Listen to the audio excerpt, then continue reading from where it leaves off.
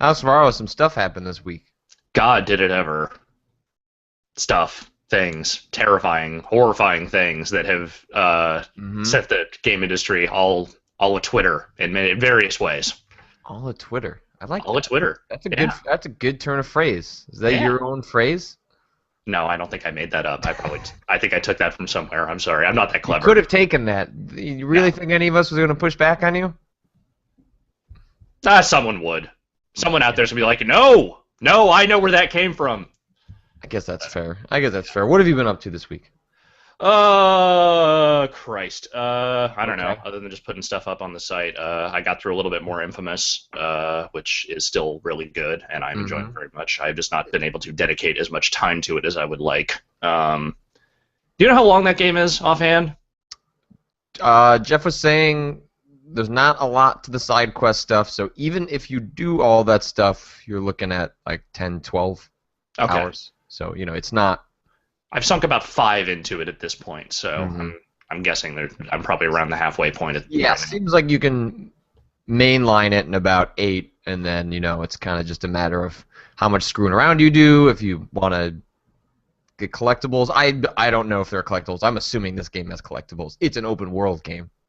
Yeah, I haven't. I don't think I've found any collectibles at this point. I Oh, mean, I've really? done a That's bunch of the good. side. I've done a bunch of the side stuff, just like taking down all the different government agency sections and clearing sectors of the city. But I haven't found any like collectible items or anything yet. Maybe I just haven't really been looking, though. That might be the Is, problem. are you wearing a Dario Argento t-shirt? I am. I'm wearing a Suspiria T-shirt. I was gonna say, I'm not sure. I'm not sure what other movie you'd be wearing than Suspiria. Have you seen the trailer for that dude? Like that dude is also one, amongst many. Well, like most directors become horrible. Right. Most creative folk become horrible. I will become horrible at some point, if not already horrible at the moment. Yeah. Did you see the trailer for his Dracula movie? I did. Yeah. It looks real, real bad, and I've been told it is real, real bad. It looks terrible, and it really bummed me out. I'm not like a Dario Argento super fan. I like Suspiria all right, but I think I respect him more than I enjoy his stuff. Yeah, some of those classic movies are certainly classics for a reason, but I don't know. Like I've seen two Argento movies I liked, and Suspiria is one of them. So They should yeah, just have Dario Argento direct Phantasm 5. that's coming, isn't it? I saw you Yeah. talking about that the other day. Yeah, Phantasm 5 is Isn't the coming. Phantasm Fight guy? Isn't it like the guy from Phantasm dead? No, No, really. the old guy, the creepy dude. Yeah, the old creepy guy. I thought he was dead. Oh, no, he's not. No, he's not. Yeah, I was just Phantasm. saying. If you have not seen that series, people will at least probably know the iconic sort of ball with the Yep. wing spikes on it, and it drives into people's head, and it's fantastically bad. I mean, the first two I think are legitimately good, as most horror series that go past two tend to be. Yeah, I really like the world, and I am fascinated that in 2014 they are going to make one more of those. But I'll give the director credit. I don't even know how to pronounce it. Don Carcelli, is that right? Probably. I don't know. Carcelli. He directed Bubba Hotep. I don't know how to God, pronounce which it. I have not seen since probably like right after it came out on DVD. Okay. And anyway, he mentioned that like over the years, lots of folks have wanted to remake Phantasm, but he wanted to wait on a remake of Phantasm that someone else did with a lot of money, so he could close the book on his take on the mythology, which I think I can respect that, even if that series has gone off the rails a long time ago. So I've only seen one Phantasm, and it is Phantasm. Uh And huh. I saw it when I was 14, like watching on HBO in the middle of like a Saturday afternoon someday or whatever. And all I remember about it is creepy guy and ball. Like I can't really remember any of the actual stuff that happened in the movie. It's been so goddamn long. You Should should. I go Mm-hmm. back and Yep. watch all the Phantasm movies, Patrick Klepek? When Phantasm 5, it's already shot. Like they've secretly shot the movie in little bits and pieces over the last 2 years. So it's not like they're Okay. announcing Phantasm 5 and then it's going to come out sometime next year. Like it's coming out this year. Okay. Yes, I do recommend you watch all of them. They have a goofy, endearing nature to them that allows them to go above and beyond how bad some of them become as it goes along. But yes, you should. You should Okay. watch it. Just to go back real quick to Uh-huh. the infamous thing when you were talking about collectibles. For some reason, I thought you meant like hidden stuff to find. I didn't realize you were just talking about like shards. Yes, there are Okay. shards to collect. There are so many shards to collect in that game. I have collected so many shards already. What do the shards do? They are how you upgrade your powers, Okay. and they are extremely helpful as that stuff. And they're plentiful too. So you will collect many shards as you begin to play that game. I I just played Dark Souls all week. Like, Yeah. that's all. My wife was sick this week, so she was going to bed at like 8:30 every night, and I played Dark Souls 2 until 1 a.m. every single night this week. You are not alone. I went over to a friend's house, Kotaku writer Tina Amini, last night, and as I Hmm. went over to hang out with her for a bit, she was playing Dark Souls. And every time I talk to anyone over the last like week and a half, they are all playing Dark Souls. Everyone is goddamn playing Dark Souls right now. It's really gripped me in the last couple of days. I mean, I really only started playing in earnest on Monday because I took the day off to kind of dive deep into it, but uh, it wasn't really grabbed me the same way the original Dark Souls did, and then I made my way to a section of the game called Iron Keep. Hmm. I have not had too much trouble with the game so far, and then Iron Keep just completely flattened me in Ooh. the most embarrassing way possible. It was such an incredibly difficult section for all sorts of reasons that required like careful planning and like leaving and coming back and strict memorization of a boss and its habits. Like it was all the things that I really really like about Dark Souls when it's doing when it's doing its best, and it's a gorgeous environment. I think Dark Souls 2 kind of for the most part looks kind of crappy. Hmm. I know there's been a brouhaha over some pre-visuals that were released and what it looks like in practice, but it's not all that aside. I think Dark Souls 2 looks kind of crappy in a lot of spots, but a spot like Iron Keep just looks unbelievably good. The lighting's fantastic. It makes you really excited to check out how the game looks on the PC version. And yeah, Which is so where I will try it if I ever end up trying it, I think. yeah. The reason Iron Keep for if I don't want to spoil it too much because a lot of people are waiting for the PC version, but Iron Keep has a lot of archers and Hmm. has a lot of has these like guys with these big maces that I just keep messing up the timing on, and if you miss your timing, they're going to just completely wreck you. And it's less that Iron Keep is incredibly difficult as much as it tests your patience in a way that one of the things that's really cool about Dark Souls and really infuriating about Dark Souls is that you once you've sort of mastered a section or feel like you've mastered a section, you just want to get to the next one.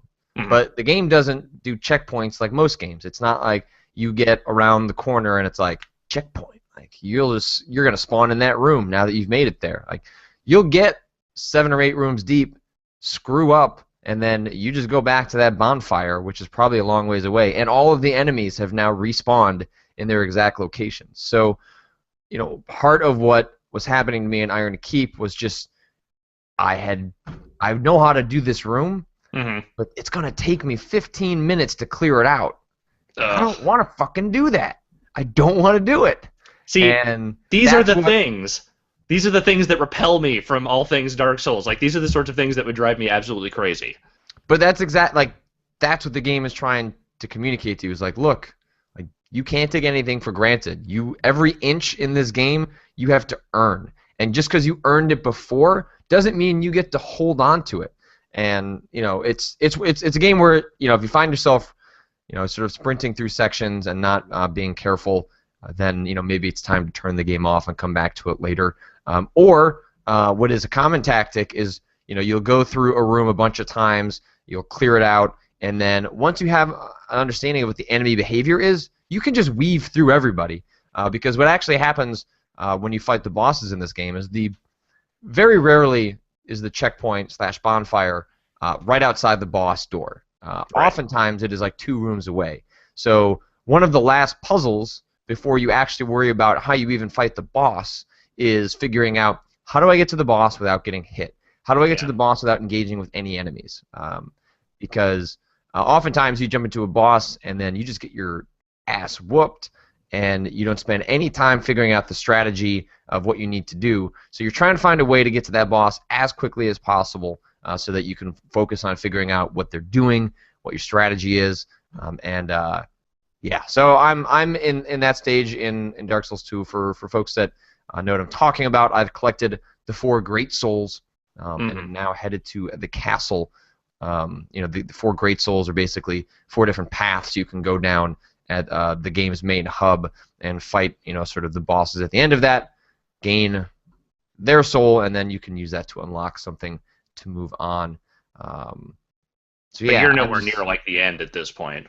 yeah, it's hard. I don't know. I don't have a Okay. good sense of where I'm at. I've certainly completed a good chunk of the game. Hmm. I'd probably say, my gut feeling says half, Okay. and I'm probably more than half. I'm probably like half to 2/3. Okay. And I'm curious how Dark Souls 2 works in relation to Dark Souls, in that the second half of Dark Souls just kind of, if you have a certain build, it just sort of rolls over and it's over. You can just kind of steamroll through. I don't know if Dark Souls 2 is the same way, but I'm looking forward to finding out this weekend. I should take a break. I think I'm going to take a break from Dark Souls 2 and play something else, at least tomorrow, or maybe even tonight. I want to play BioShock Infinite, Burial at Sea Part 2. I want to play Ground Zeroes, and I could just play nothing but Dark Souls, but other games exist, I guess. Yeah, it also sounds like, at least according to current Twitter signals coming out there, that the new episode of Wolf Among Us may be coming next week, perhaps. So that might be something we would be getting codes for in the near future if you wanted to check that out as well. Yeah, I am excited for that. Yeah, I saw Job, who is Joe tweeting about it.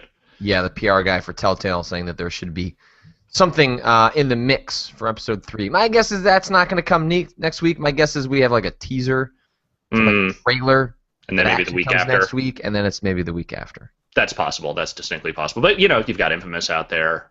There's you could finally dig into Luftrausers, which is lots of fun. You should definitely try that at some point. I think I'm going to buy that on my Vita. I feel like yeah. probably the Perfect. place. I have to, which means I now have to use Amazon credit to convert to PlayStation credit so that I can purchase Luftrausers. Yeah, you should definitely purchase Luftrausers. Or you could get in on the Galactic Civilizations 3, early access alpha thing that is going around, which I might actually do.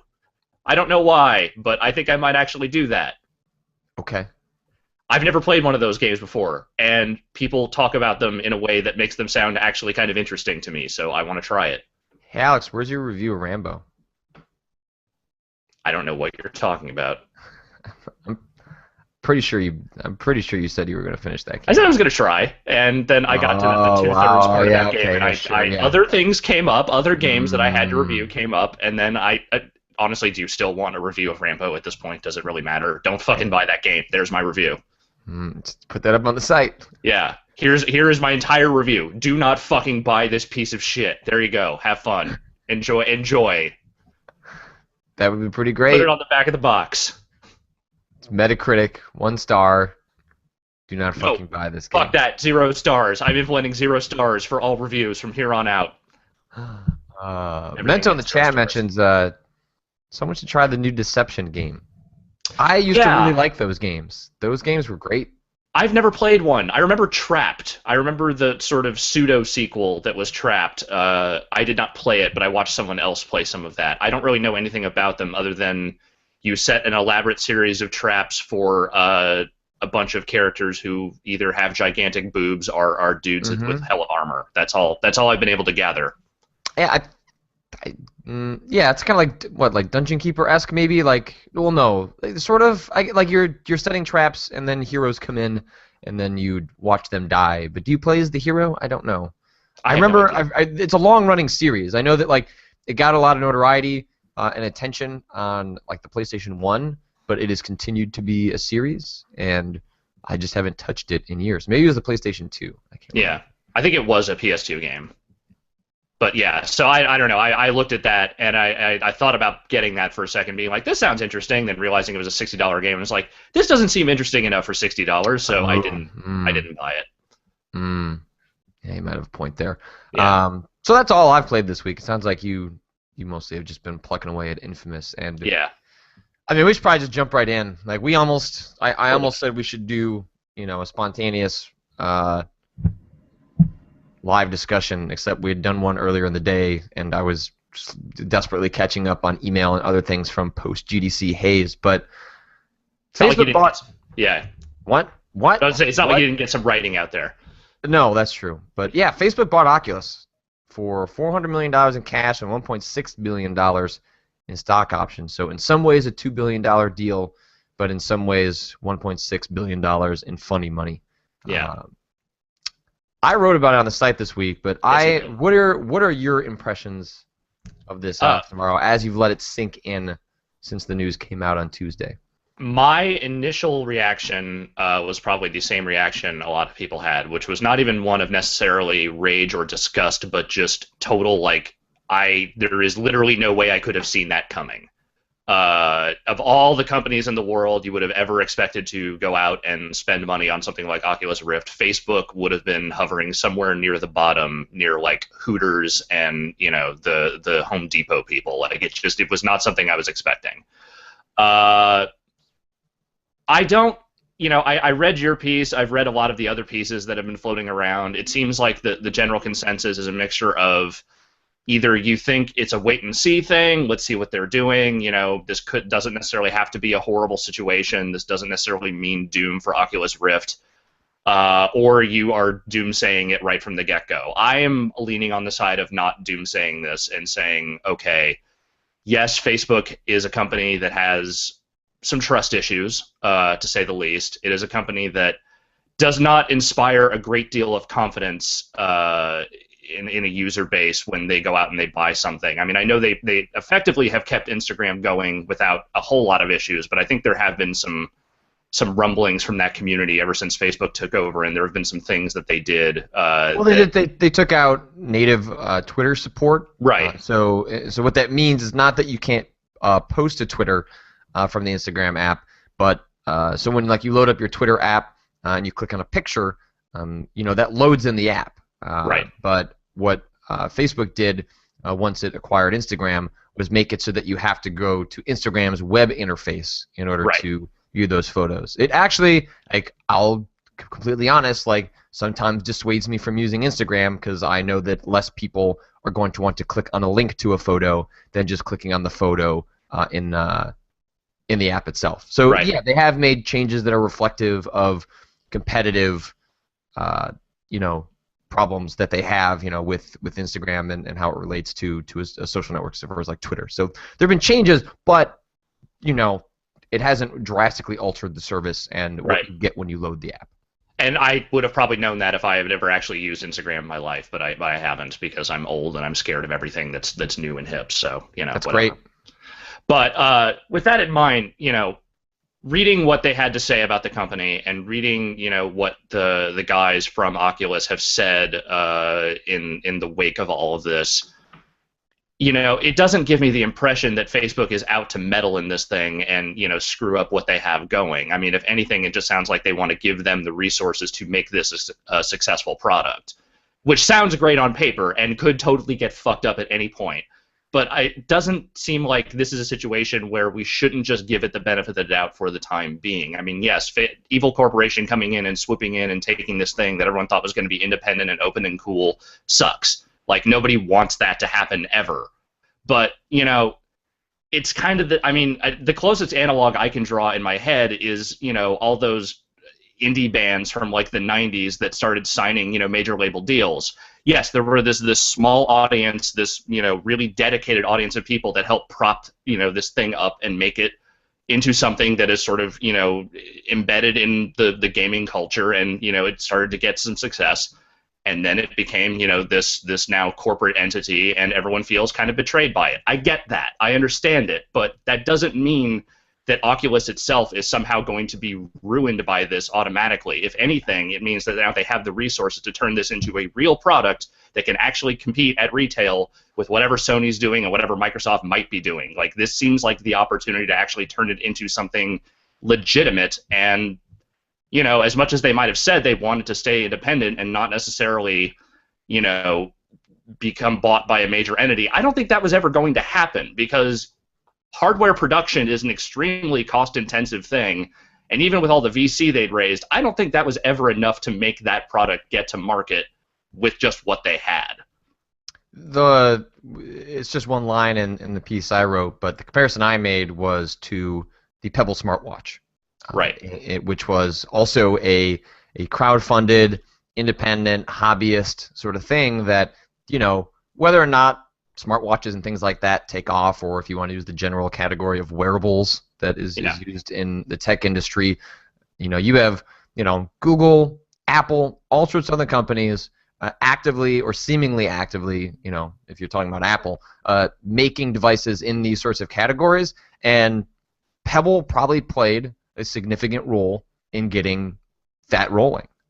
But is Pebble smartwatch going to be at the, let's say it takes off, is it going to be at the center of the smartphone revolution, to use a really lame phrase? Like, probably not.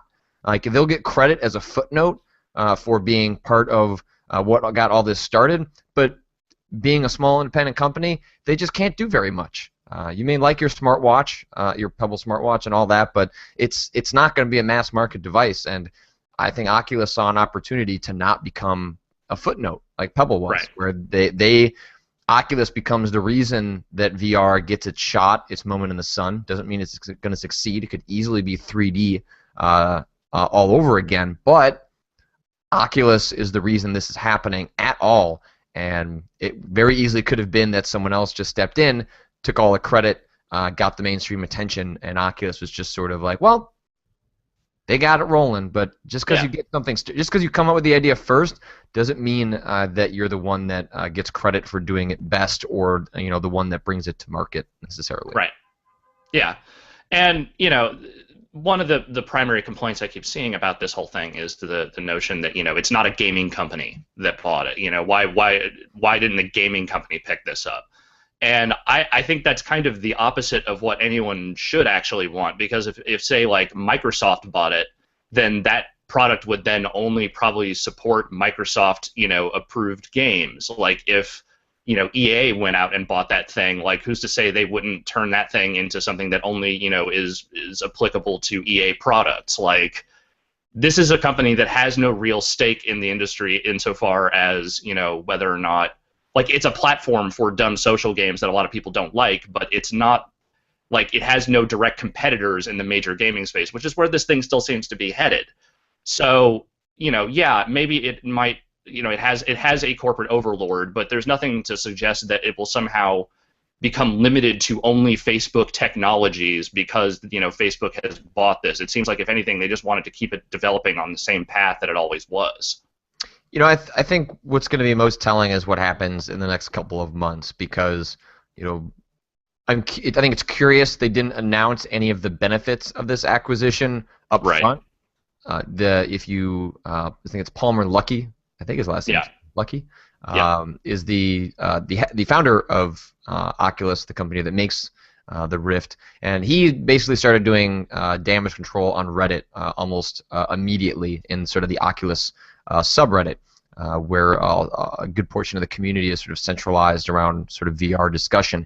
And, you know, he outlined and made promises that, you know, obviously he could break, could choose to not be true later down the line. But, you know, he said you'll never have to have a Facebook account in order to develop for the Oculus. You're never going to have a Facebook account in order to publish games that use VR. You know, the Facebook interface is not going to get slapped onto the Oculus Rift. There has been pushback on the New York Times report that said Facebook was going to redesign the Oculus Rift to include their interface and their logo and some other things. That has been categorically denied, and Palmer Luckey said that's not going to happen. And some of the things he talked about were that, look, be patient. The reason this is going to change what we get to do is coming. The things that he hinted at were, one, that the Oculus Rift was built out of mobile computing parts in order to become cost effective, but that's not what would result in the highest quality product they could create. That's no longer going to be an issue the indication seems to be that they'll be able to to buy the parts they want to buy and sell the thing at cost.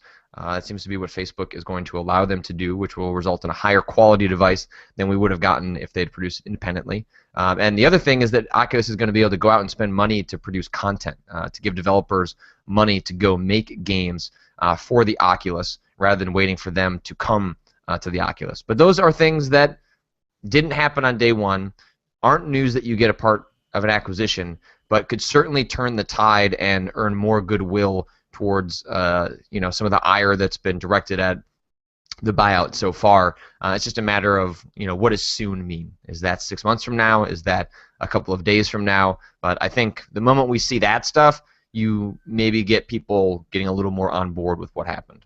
Yeah.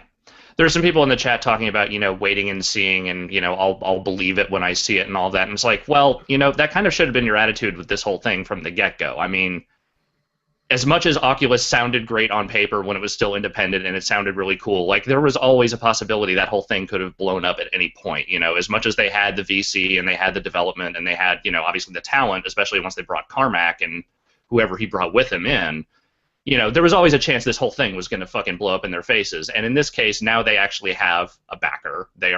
It seems like they are in a position now where they are actually going to get this product out. And, yes, you should be cautious. You should be thinking about this and saying and looking at everything they're saying and going, yeah, I'm a little bit skeptical of this until it is out on shelves and you are seeing what it actually is. Right now, it seems like it's headed in a good direction. The Facebook thing is weird. I have my own problems with that company. I don't necessarily even like having a Facebook account anymore. But I also don't think that, this ruins the whole thing just automatically. Give it the time. Let it come together. Let them produce this device for retail market, and just let's see what happens. Because there was always a chance that even if they didn't get this sale and they just went off VC and made it on their own, it could have gone to market and ended up doing nothing. So it could have gone either way, regardless. I suspect in the short term, this changes absolutely nothing. I share people's concerns about what this means for the long term. But that I think we're going to get exactly what we want. I think we're going to get, in fact, better than we could have gotten. I think Facebook, I think in the short term we can probably take them at their word that the Oculus Rift will come out as a higher quality device than we would have gotten otherwise, and it will come out. I don't know what at cost means. I'm not. I know what that means technically, but right. What that means in terms of what the machine is going to cost and things like that, I don't know. But I think in the short term there are no worries. I think long term, what that device is, how it's integrated into our culture, what that means for games. I think those are, thinking about the long-term impacts of lots of people strapping on virtual reality devices, like that is a fine concern to share. I think that is completely makes sense. But I think in the short term, I think we're fine. I think in the next 18 months, we're going to get our consumer Oculus Rift. It's going to be great. We're going to get a lot of cool stuff out of it. And, what happens after that? Who's to say? I don't know. Like, it's impossible without being in the room. It's impossible with the speed at which this deal seems to have been hammered out. It really sounds like Facebook doesn't even know necessarily what they completely bought. It really seems like they look at this as a potential long-term bet on something that may have a huge impact on society, and they could be at the forefront of not only monetizing it, but sort of shaping what it becomes. And so that makes sense for them, given that it's a pretty cheap bet, all told, on potentially a huge part of society going forward. And I think we probably just get that Rift maybe sometime next summer or next fall, and things kind of go the way they were going to go before. And if things get weird, that stuff usually happens after a while. Yeah, I think the thing, if we're going to be worried about anything, let's just be worried about the health of Facebook in general, because that company, what did they spend, $16 billion on that WhatsApp or whatever, and yeah, I mean, a lot of that is stock, so a lot of that is speculative money, but the way they're going around acquiring stuff, you have to hope that company really does have some deep coffers, because I know they're publicly they're trading okay, but you don't necessarily get the impression they can keep throwing around money like this and still can remain a healthy company if they keep this up. Well, I mean, not to get into tech talk with Patrick and Alex, but what I've read and my understanding of those acquisitions are that both Instagram and WhatsApp represent Facebook buying users, Right. essentially. That's why you'll often see the analysis of those acquisitions being how much did Facebook pay per user? Does that make it a worthwhile purchase? And $1 billion seemed crazy for Instagram at the time, but in the interim, it has come out that that was actually probably very cheap for the amount of users that don't use Facebook that it purchased. WhatsApp is extremely popular abroad, brings in a lot of people in markets that don't use things like Facebook. And Instagram, I know, was very popular amongst the younger crowd Hmm. that doesn't necessarily post them to places like Twitter and Facebook. So I mean, those for them, those are more like defensive measures. It's Yeah. acquisitions that bring in users that maybe might use Facebook, but for them, they're just interested in more eyeballs, and Yeah. they're doing that before those services become disruptive to their core model, which Twitter is. So it's like, well, you might as well control those things and let them be disruptive and own them, rather than them having been disruptive and kind of take you out at some point. Yeah, but users by themselves are not money, so you got to hope those actually translate into something beneficial for the company long term. So here's Yeah. hoping. So, well, we'll see. Yeah. I'm still super bullish and excited about VR. I don't know what its long-term market prospects are. I share people's concerns. It could be the return of 3D. I think it could very easily go down that path. But I think what VR isn't going to be mainstream for I think 5 to 10 years. I Yeah, think it really is if it becomes that at all. but it will. What I mean by that is that I think VR is similar to, what we're seeing with like Google goggles or Google Glass rather, and things like that. Is that people having this device that you're putting on your face is going to keep it in novelty status for a lot of people because Right. everyone that I've given it to, I'm like, hey, this is super cool. You should use it. They do really like it. Like people get over that fact, but the idea of like wearing that outside of the novelty factor, I think is a huge hurdle for a lot of people, and rightfully so. It's Yeah. super weird. But imagine, in 5, 10 years, if VR is just like, it's in your contact lenses or it's in, your eyeglasses and the lenses themselves. All you're doing is clicking a button and then like the VR stuff is on. I don't know exactly how all that works, but that seems like the end game for any of this stuff is it being completely inobtrusive and just sort of naturally part of things we're already wearing, and then that's where the real potential for VR comes into play. But that stuff doesn't happen until VR is mass market and prices come down, Yeah. components shrink, and they can start working on getting those things smaller and smaller and smaller. Yeah. Or it could always get. Did you see Her? No, not yet. But There's a there's I'm actually a surprisingly strong video game element in that movie where he is playing games and it is this giant projection, like sort of almost holographic thing that comes out and is like kind of surrounding him, and he's like staring at this giant image that takes up his entire living room, but it's not on a screen. hmm That seems like a cool different way to sort of approach it beyond just like wearing a giant headset. And that was that movie takes place like what 15, 20 years in the future, so who knows? Yeah, I mean, I think this is all stuff that we're going to see in our lifetime, and how it plays out in the mass market is anyone to say. But when one of the generic ideas people have come up with is imagine at the Super Bowl, like if there was a camera that was going all the way down and was down in the field, and you could put on an Oculus Rift and look around and see the game happening in real time, like that sounds pretty fucking cool. Like that Yeah. sounds. I would pay to do that for a Bears game. And Would you pay hundreds of dollars a year for all 16 Bears games? I mean, that's how you monetize it, right? Like that. Yeah. That probably. Like if I went in out with it with a bunch of people and there was just a rift in the room and we took turns and we gave each other pink eye during the course of the game, like Yeah. that sounds reasonable. God, we're gonna have like terrible pink eye outbreaks once this whole shared VR thing becomes much more ubiquitous, isn't it? People need to learn how to clean their shit. It's not that hard. That's kind of what it comes down to, is that you get a wipe, you wipe off that Oculus Rift. Yeah. please wipe it down as much as humanly possible. But yeah, I think stuff like that sounds super cool. Or like the Olympics, if you could Yeah. be, down, like, we'll see. But that sounds potentially interesting, and that sounds like when you start thinking about how does Facebook monetize it, it's like there you go. Like games, you can take a slice of the pie, in some way because they're buying the dev kits and things like that. But and they also, Oculus pointed out that, like, you're not gonna have to publish on Facebook. Like, you can publish on Steam.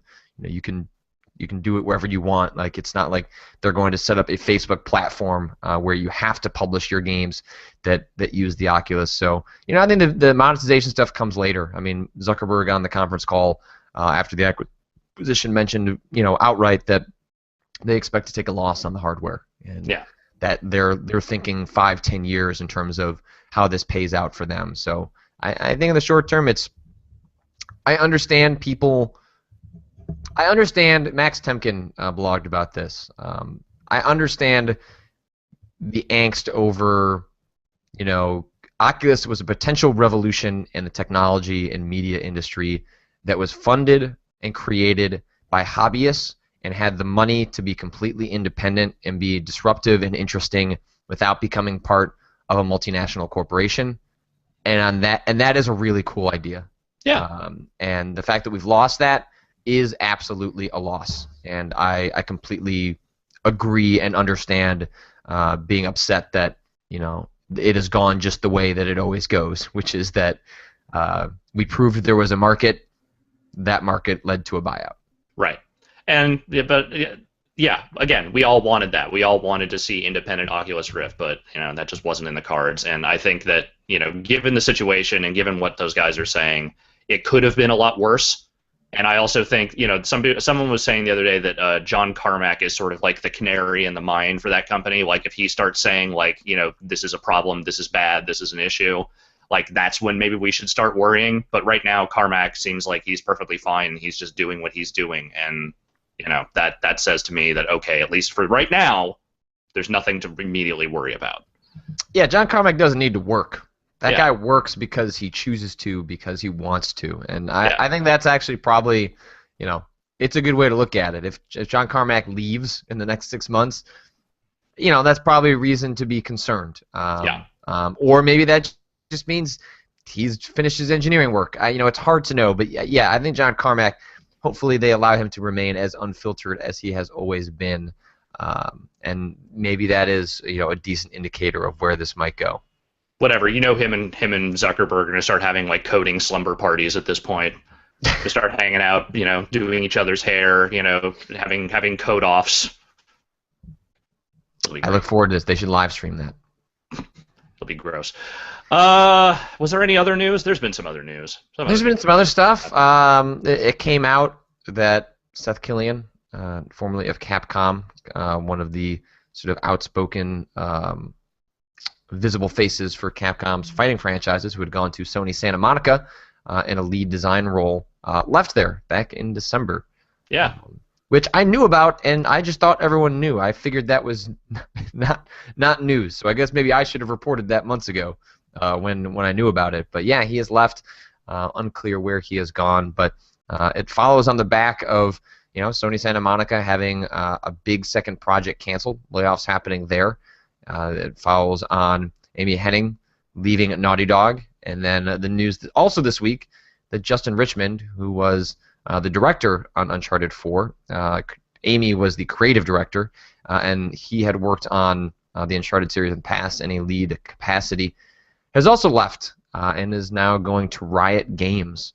Yeah. So it seems like Uncharted 4 is troubled. Yeah, it seems like internal stuff at Sony is troubled, at least on the development side. They have a lot of good relationships with outside publishers and obviously with indie developers these days, but it sounds like stuff in the internal studios is not going super hot these days, which is concerning for a variety of reasons. I mean, you obviously want Uncharted 4 to be good, but when their lead writer and game director both leave within a month of each other, like, that's a bad sign. That is a bad sign. Yeah, it's hard to believe when Sony says, like, oh, this isn't affecting production at all. It's like, okay, buddy. Like, yeah. Yeah. When you haven't announced a release date, it can't affect production because we don't know what the production was aiming for. So Right. if that game was meant to come out in November, but suddenly comes out in the spring, like it didn't affect production at all because you didn't know any better. Sure. Yeah. No. That's I don't know. It's troubling, and I doubt we'll get any straight answers from anyone for a while on what's going on over there. But hey, I guess we'll know something once they start showing Uncharted 4 or whenever the hell that is. I assume must be E3, right? Yeah, hard to imagine that we wouldn't see what they've been up to at Yeah. E3 in some capacity. But curious to see who they put in place for that. Whether those are visible names, whether anyone from The Last of Us comes over to kind of make guide that project through, or whether they kind of continue doing their own thing. But yeah, it's interesting. Naughty Dog has always seemed like a very no troubles over there. Steady. Yeah, very steady. But there was someone mentioned this on Twitter. I can't remember who, but as much as it's a bummer to see those people leave, like these are talented individuals going to do cool stuff at other places. Yeah. And that's always a good thing. If Amy starts her own studio, that's great. Justin is going off to Riot, which I could not care less about because I don't really play these MOBA games that everyone keeps talking about. But Riot is a place that has a lot of money, is hiring a lot of people, so it's not a huge surprise that he might be attracted over there. But I don't think it necessarily indicates that Sony's in a lot of trouble as much as things like this happen, and trouble will be if the game quality dips in the next year. But it certainly makes me less confident that they're going to have a steady drip of really good games in the next 18 months, which is what I'm more curious about. When we see a little bit more of what they've got up their sleeves, production-wise at E3. Yeah, and I mean, to be fair, Sony's not the only company that's having departures lately. Koji Igarashi has left Konami as of the last couple of weeks. Mark Whitten left Microsoft, which is I think came up right before GDC. So it's like there's a lot of turnover and a lot of change going around the industry. It's not just Sony having these deals. So and related to Naughty Dog, so Sony software marketing manager. I'm gonna butcher this name, and I apologize. Serkan Saloon. I would want to say maybe that's his name. Told CNN Turkey that they were asked about a sequel to The Last of Us, and according to a translation that IGN did, he said, "There's no information about a new Last of Us game, but I can share this knowledge. As of this summer, The Last of Us will be coming to PS4, both on PSN and physically. The PS4 version will also include the DLC, so you'll be able to play Left Behind as well," which that is a surprisingly straightforward answer from someone, which is pretty great. And then, of course, Sony categorically denied this thing that is, was on CNN. But would I know anything about that and be able to just kind of wink at this camera? Like, I couldn't say. I couldn't say, Alex. That's not something I could do. Okay, you could not wink. That's fair enough. I couldn't. Well, since we're just speculating wildly here, let's just say that a PS4 port of The Last of Us makes all the sense in the world. It would be the kind of thing that would make a ton of sense for them to be making, and summer sounds like a great time for them to possibly, maybe, who knows, release something like that. So, yeah, we'll see. Yeah, I don't. Yeah. That's weird. So. Yeah. Are you having seizures? Are you having an aneurysm? What's going on? Yeah, I don't know. I'm so surprised at this news about Leland Yee. Yeah. So let's talk about that for a minute. Yeah. Why don't you guide us into the Leland Yee news of the week? So just in case you don't remember who Leland Yee is, he was sort of the successor of Jack Thompson to the anti-video game throne. He spent a lot of time and a lot of California state money trying to get. I can't remember if was he trying to get games banned, or was he just trying to get like tax companies on violent video games? Let's see. Let's look up Leland Yee. Well, now all the headlines are about his damn arrest. I can't remember exactly but he was definitely an anti-violent video game activist. That was his thing. He was trying to keep the violent video games out of the hands of our children because they were, morally bankrupt, and He was taking companies to task for all this shit. And he ended up, putting a piece of legislation so that ended up getting shot down. Like none of what he actually tried to do came to fruition. Well, he was part of what essentially led to the Supreme Court decision, right? That's right. That's right. That did involve Leland Yee, didn't it? Yeah, So I think. yeah, he was one of Which, the great opponents of all things violent video game. yeah, and ironically led to, you know, a really important decision that led to uh, a really great protection of video games as a medium going forward because of that Yeah. Supreme Court decision. So with all that in mind, he has sort of been off the radar for a while. He ran unsuccessfully for mayor of San Francisco. He's apparently running for, I think he was running for like Secretary of State or something in California. But he was arrested this week on corruption charges and a variety of other things pertaining to smuggling guns illegally into the country. He was busted by an undercover agent who was posing as a mobster that that apparently he had campaign debts he was trying to erase, so he decided that he was going to help this fake mobster try and smuggle guns into America through shady connections he had.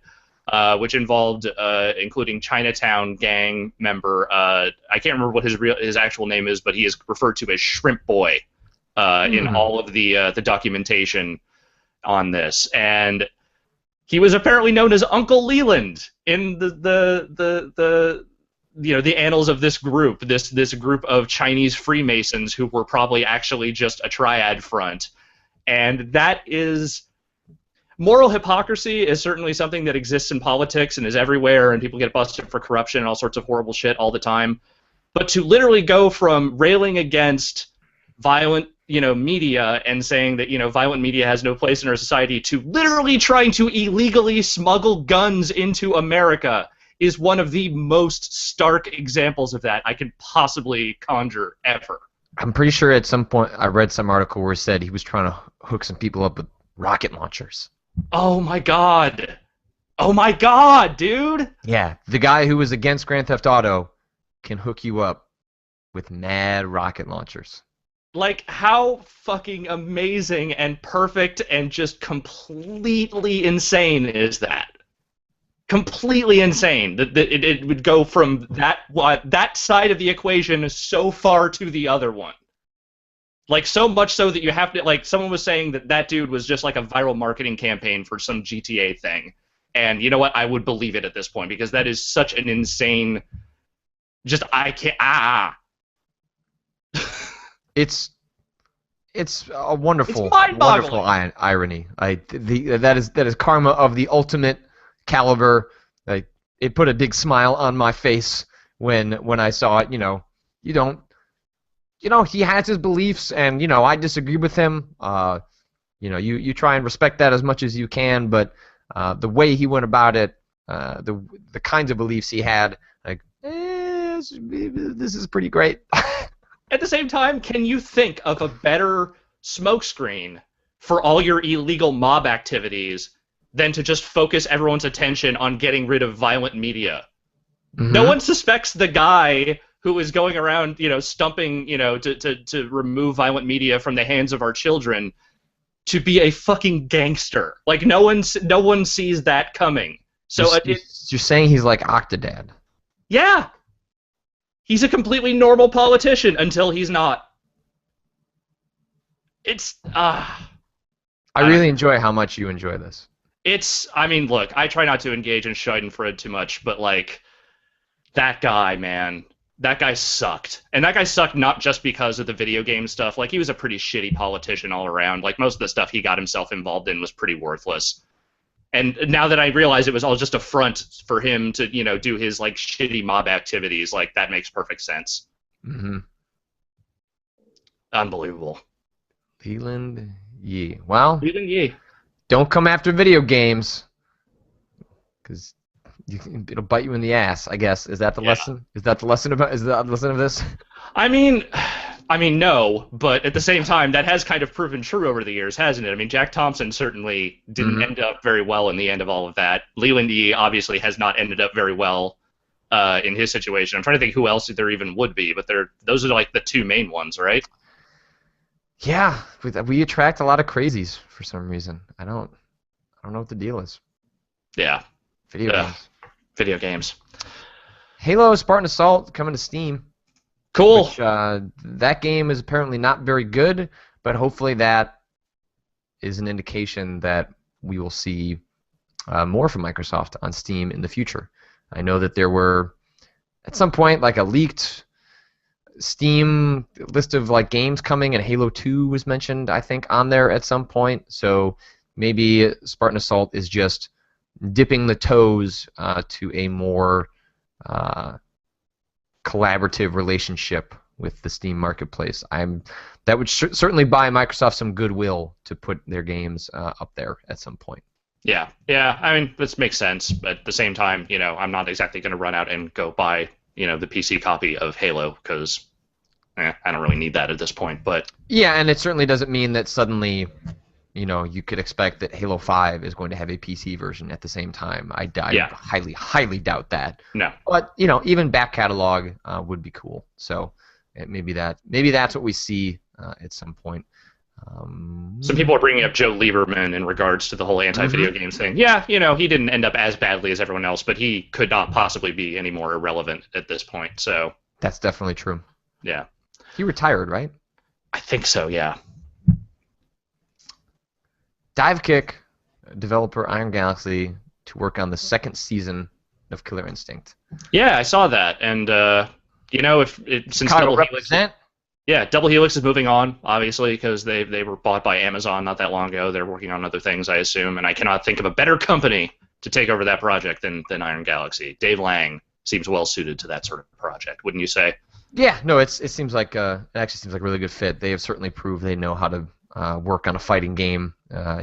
Whatever you think of Divekick, if you look at their work on what they've done with Capcom over the years, Yeah. those guys, they know their shit. And so working in a little more creative role on the second season of Killer Instinct, which I just love the fact that they're called seasons. I think that's really cool and smart and interesting. Yep. Curious to see how that sort of plays out. Yeah, I'm not sure how much there is to say except that, yeah, I think it makes a lot of sense, and I'm looking forward to taunting Dave Lang about it in the future. It's not like we don't already have a whole host of things we can taunt Dave Lang about, but let's throw one more on the pile. Why not? Yeah, those things are archived on our website for Yeah. all to see. You can and should watch them by all means. Speaking of companies, Well, I should mention just before we get to yeah, talk about that, if people have any questions they want to drop in as we wind this down, given that this is on a time delay, now would be the time to do that. that is a good Go point. on. I was just going to say, speaking of companies, Electronic Arts did not win Worst Company in America in 2014. They were eliminated from contention relatively early in that tournament this year, which maybe gives me a little bit of hope that people are finally starting to get a little bit of perspective on this whole thing. I mean, yes. Who's in the running this year? Is it like Time Warner Cable or something? Bank of America is in there. Time Warner, I'm pretty sure, is in there. Mhm. You know what? Let me look it up right now because I haven't actually looked to see who most of the other companies are. I just saw that they got busted out of the tournament, which good. America 2014.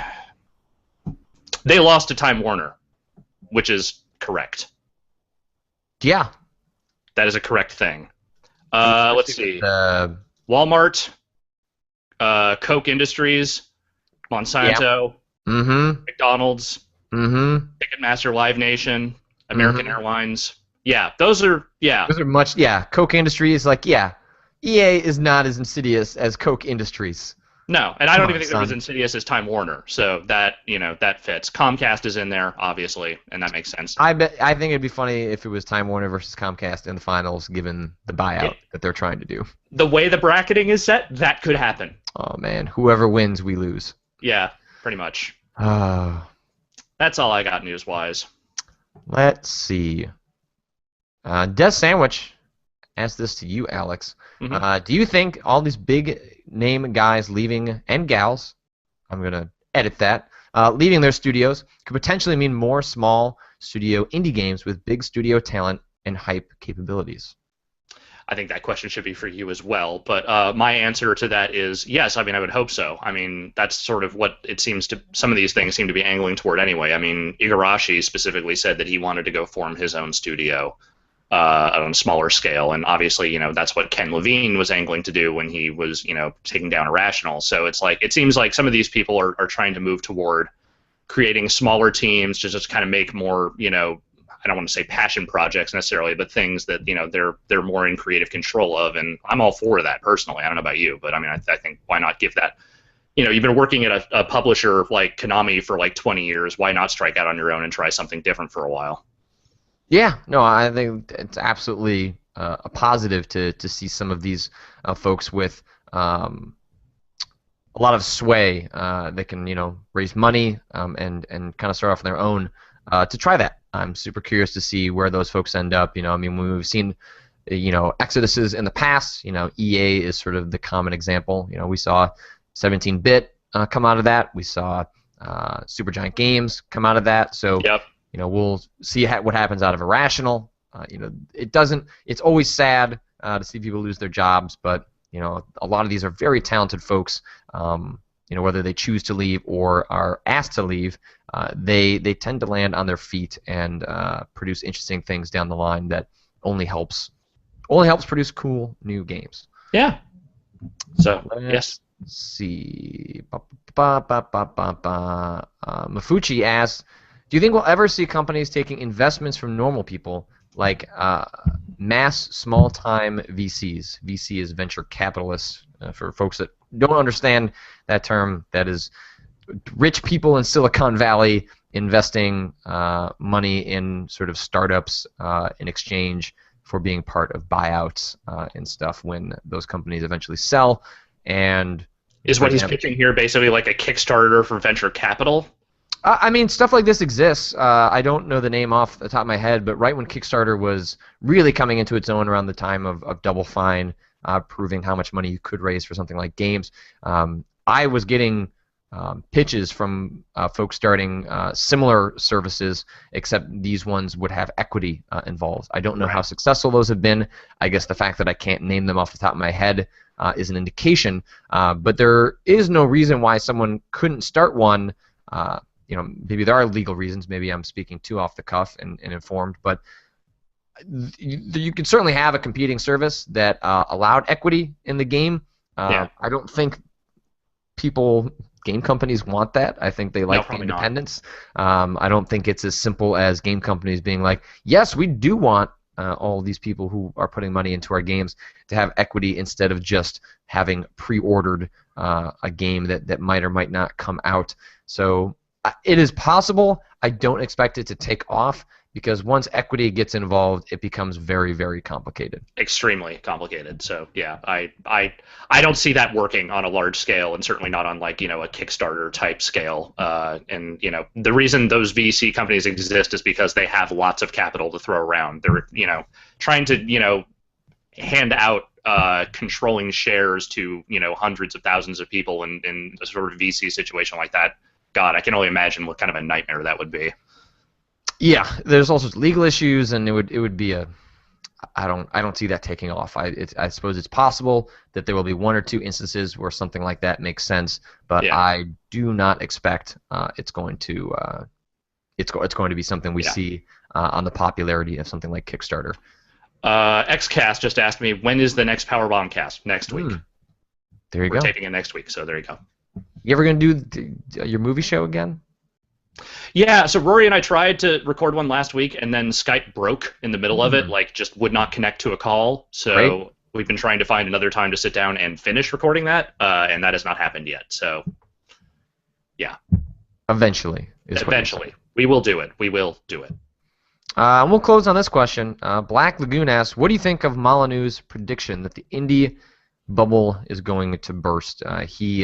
I don't know who he was talking to, but he was talking to some outlet at GDC in which he said that there's basically an indie bubble, and at some point it's, as Black Lagoon points out, going to burst. I think that's unlikely, or at least what might happen that seems to make a little more sense is that when Steam, I believe inevitably, becomes an open-ended store like the App Store, where you just have to meet a certain set of requirements to be published. Then it doesn't have to do anything with quality, doesn't have anything to do with whether Steam wants it there or not. It's just a matter of fulfilling a bunch of checkboxes and then publishing it. What will happen then is a difficulty of curation and discoverability, which continues to be a problem on all marketplaces, especially more open ones. And I think as far as an indie bubble bursting, I think what happens is that a place like Steam doesn't become a guarantee of success anymore. There used to be a time, especially pre-early access, where if a game was on the front page of Steam, you're rich, man. You got it. Or at least you're going to be successful and be able to make your next game. That's going to be less and less true when we're seeing dozens and dozens of games going up on that marketplace every single day. Yeah. It means that Steam has to get better about curation.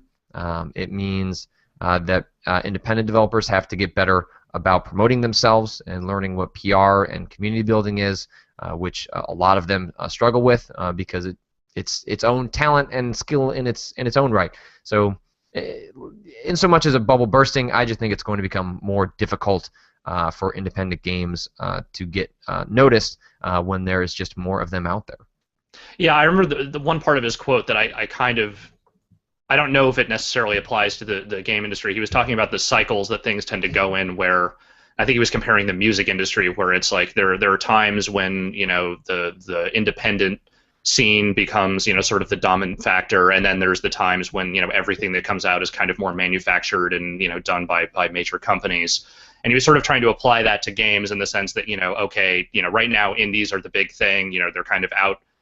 They're definitely out. They're grabbing more attention, and if not outselling, then certainly becoming more significant culturally than a lot of the games being produced by major companies. But he seemed to be implying that over time that will just go back to the way it was, because that's how these cycles sort of work. I don't know if that entirely applies here. I think you're right in the sense that the only thing that can really kill the indie scene right now is just an overabundance of content that isn't necessarily able to get out there and be seen because of, like you said, the way Steam just sort of kind of throws everything up there, and there's no real barrier to entry. I also think Molyneux's, I mean, if I'm completely frank, he's kind of he's an aging man on kind of the fringe of the whole game industry at this point. Like, he knows a lot, he has made a lot of games, but his actual involvement in stuff seems pretty tangential these days. And I don't necessarily know that I would go to him first when looking for sage advice on how the patterns of the industry will progress from here, personally. I think that's fair. And yeah. I think that. What are you going to play this weekend? I'm going to finish Infamous. Okay. I'm going to start in on Gal Civ 3. We'll see how I actually get into that, but I'm going to try it. I've always wanted to play one of those games. I just never had a chance. I'm in. You should stream some of it this weekend. I want to see you play Gal Civ 3. Yeah, I'm going to fail to play Gal Civ 3. I'm going to start it first and see how I do, and if I'm able to kind of pick it up, then I might try streaming it. We'll see. But other than that, I don't really have any specific plans. Just going to play some games, going to a show tonight, and going to see Sabotage tomorrow night with because fucking Schwarzenegger might as well. And yeah, that movie looks terrible. Yeah, I know. I'm going to go see it anyway. Okay, all right, good. I know what I'm getting into. Someone has to. Yeah. It's fucking Schwarzenegger. I go see Schwarzenegger movies. Just what I do. Yeah, so I'm probably going to continue to pluck away at Dark Souls. My intention is to play and finish Ground Zeroes this weekend, and then at least start up on Bioshock Infinite Burial at Sea Part 2. I'd like to check both those out. It seems like those are both things I could reasonably finish on like a Saturday afternoon. And just so I can try and keep pace with what else is happening out there, given that I probably have another 20 hours or so in Dark Souls to get through. And I'm excited. I don't know if it happens tonight or tomorrow, but I will finally get to watch the new Paranormal Activity movie, because I somehow didn't see that last one in the theater, because while you go see crappy Arnold Schwarzenegger movies, I tend to see every horror movie. So yeah, there you go. See, we all have our weaknesses. We all have our failures of character. Mine is that I will go see any dumb Schwarzenegger movie that comes out. You'll see every stupid found footage horror movie that comes out. I heard this one was pretty good. But yeah, give it a shot. Why not? I bet it'll be great. I appreciate your sarcasm, you asshole. What are you talking about? Well, I'm into this show. I'm done. I'm All done right. talking to you. So that is it. We will see you guys on Monday, and in about an hour, I will be playing The Binding of Isaac on the site as we have for a couple of weeks now. We seem to be moving towards a bit of an end game in that, but we'll see. It always depends on how the run goes, but we'll get back to that in a little bit. And Alex, I will talk to you on Monday. Oh.